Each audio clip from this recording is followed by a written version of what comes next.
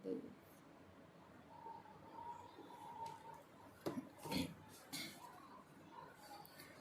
आज हम पढ़ेंगे अग्नि यज्ञ, देव यज्ञ और ब्रह्म यज्ञ आदि का वर्णन। भगवान शिव के द्वारा 7 वारों का निर्माण और उनमें देवराधन से विभिन्न प्रकार के फलों की प्राप्ति का कथन।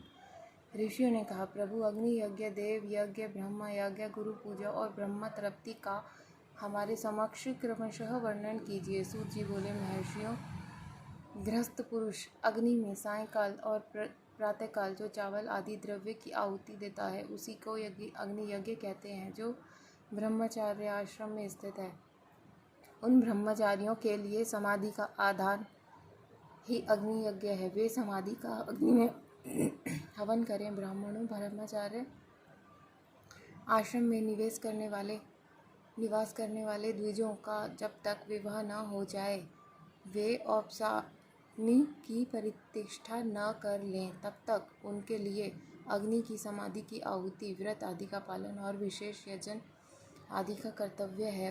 यही उनके लिए अग्नि यज्ञ है। द्विजों, जिन्होंने ब्रह्मा अग्नि को विसर्जित करके अपने आत्मा में ही अग्नि का आरोप कर लिया है, ऐसे वानप्रस्थियों और सन्यासियों के लिए यही हवन और अग्नि यज्ञ है कि वे विहित समय पर हितकर, परिमित और पवित्र अन्न का भोजन कर लें। ब्राह्मणों, सायंकाल अग्नि को दी हुई आहुति संपत्ति प्रदान करने वाली होती है। ऐसा जानना चाहिए कि प्रातःकाल सूर्य देव को दी हुई आहुति आयु की वृद्धि करने वाली होती है। यह बात अच्छी तरह समझ लेनी चाहिए। दिन में अग्निदेव सूर्य में ही प्रविष्ट हो जाते हैं, अतः प्रातःकाल को सूर्य को दी हुई आहुति भी अग्नि यज्ञ के ही अंतर्गत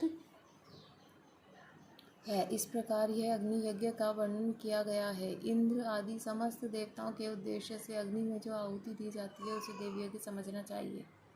इस थाली पाक आदि यज्ञों को देवयज्ञ ही मानना चाहिए। लौकिक अग्नि में प्रतिष्ठित जो चूड़ाकरण आदि संस्कार निमित्तक हवन कर्म है, उन्हें भी देवयज्ञ के ही अंतर्गत जानना चाहिए। और ब्रह्म यज्ञ का वर्णन सुनो। द्विज को चाहिए कि वह देवताओं की तृप्ति के लिए निरंतर ब्रह्म यज्ञ करे। वेदों का जो नित्य अध्ययन या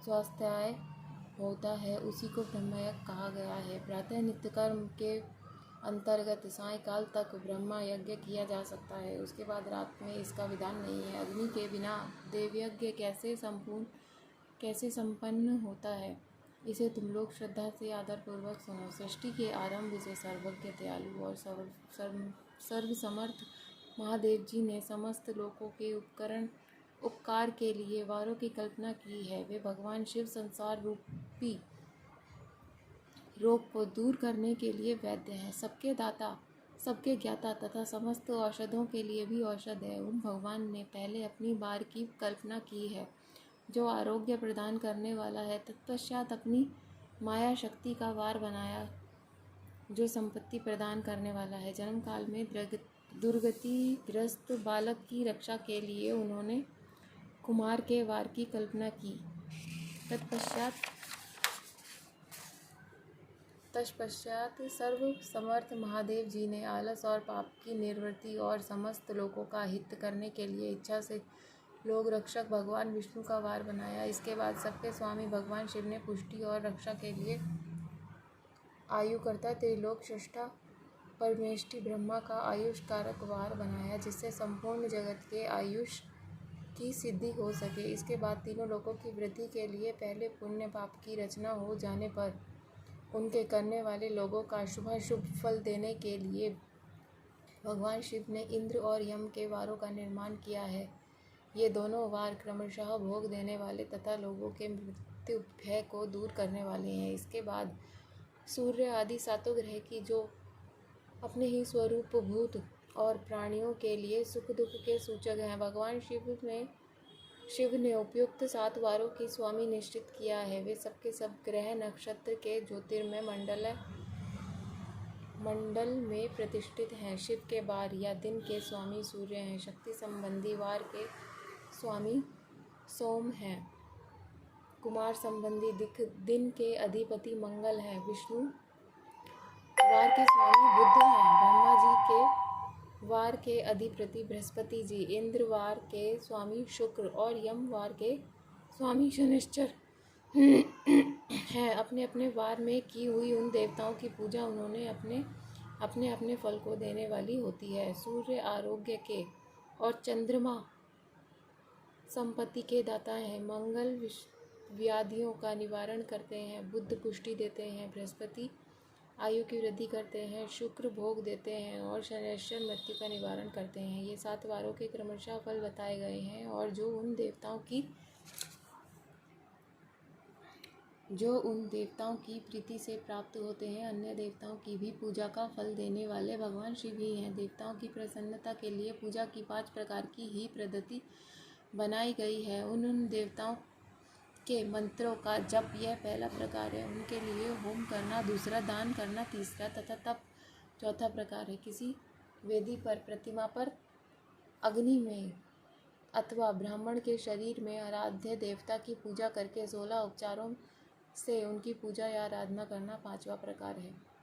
इनमें पूजा के उपरोक्त आधार श्रेष्ठ है। पूर्व के अभाव में उत्तरोत्तर आधार का अवलंबन करना चाहिए। दोनों नेत्रों तथा मस्तक के रोग में कुष्ठ रोग की शांति के लिए भगवान सूर्य की पूजा करके ब्राह्मणों को भोजन कराएं।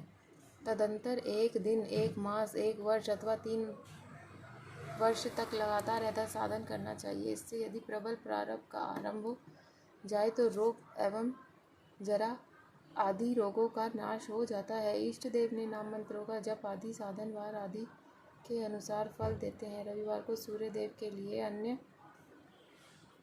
देवताओं के लिए अथवा ब्राह्मणों के लिए विशिष्ट वस्तु अर्पित करें। यह साधन विशिष्ट फल देने वाला होता है तथा इसके द्वारा विशेष रूप से पापों की शांति होती है। सोमवार को विद्वान पुरुष संपत्ति की प्राप्ति के लिए लक्ष्मी आदि जी की पूजा करे तथा सपत्नीक ब्राह्मणों को घृतत्व अन्न का भोजन कराए। मंगलवार को रोगों की शांति के लिए काली आदि की पूजा करे तथा उड़द, मूंग और अरहर दाल आदि से युक्त अन्न ब्राह्मण को भोजन कराए।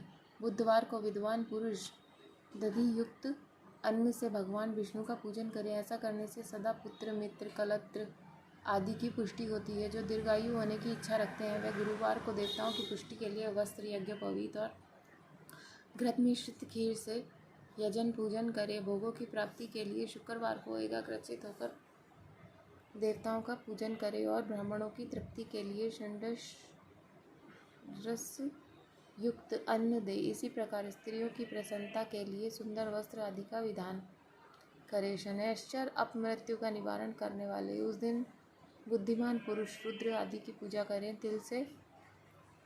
तिल से होम दें।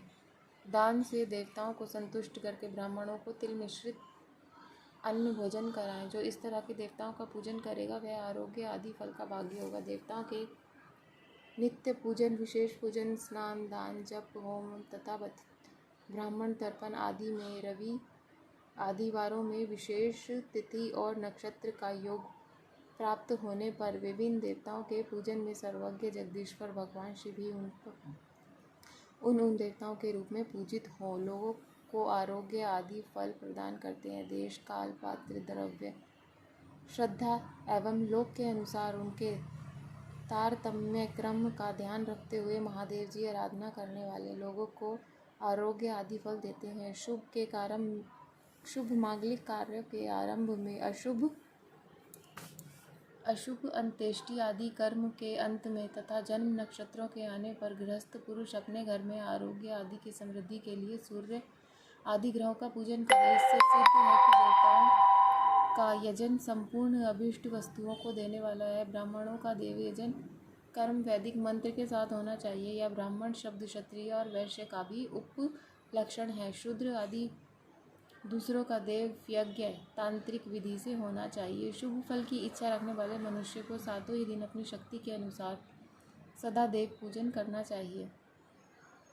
निर्धन मनुष्य तपस्या द्वारा और धनी धन के द्वारा देवताओं की आराधना करे। वह बार बार श्रद्धापूर्वक इस तरह के धर्म का अनुष्ठान करता और बारंबार पुण्य लोकों में नाना प्रकार के फल भोगकर पुनः इस पृथ्वी पर जन्म ग्रहण करता है। भगवान पुरुष सदा भोग सिद्धि के लिए मार्ग में वृषादि लगाकर लोगों के लिए छाया की व्यवस्था करें, जलाशय, कुआं, बावली और पोखरे बनवाएं, वेद शास्त्रों की प्रतिष्ठा के लिए पाठशाला का निर्माण करें तथा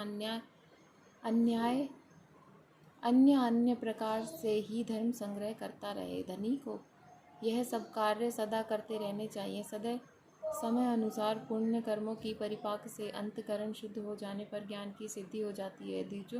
जो इस प्रकार के अध्याय को सुनता, पढ़ता और सुनने की व्यवस्था करता है, उसे देव यज्ञ का फल प्राप्त होता है। हर हर महादेव।